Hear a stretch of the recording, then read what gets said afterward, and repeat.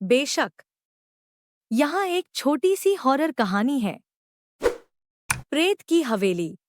गांव के किनारे पर एक पुरानी हवेली थी, जिसे लोग प्रेत की हवेली कहते थे। कहते हैं कि वहां रात में अजीब अजीब आवाजें आती थी। कोई भी उस हवेली के पास जाने की हिम्मत नहीं करता था।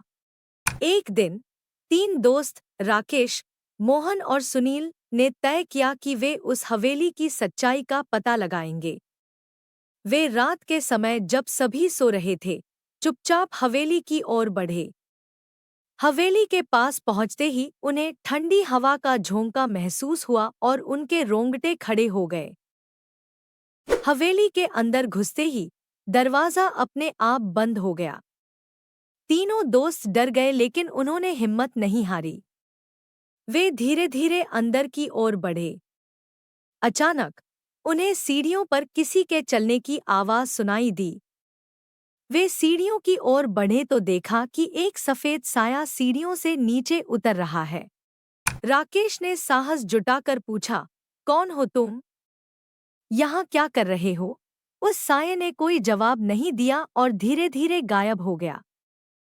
तीनों दोस्त घबराए और बाहर भागने की कोशिश करने लगे, लेकिन दरवाजा बंद था। अचानक हवेली के अंदर एक जोरदार हंसी गूंज उठी। यह हंसी इतनी डरावनी थी कि उनके पैर कांपने लगे। सुनील ने कहा, हमें यहाँ से निकलना होगा, कुछ भी हो जाए। उन्होंने अपनी पूरी ताकत लगाकर दरवाजा तोड़ दिया और बाहर की ओर भागे। बाहर आते ही हवेली की खिड़कियों से रोशनी की चमक उठी और एक जोरदार धमाका हुआ।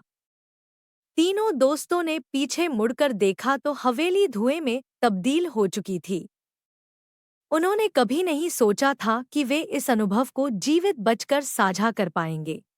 उस रात के बाद कोई भी उस हवेली के पास जाने की हिम्मत नहीं करता।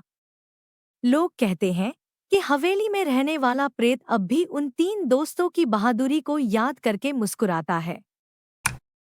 Thanks for watching.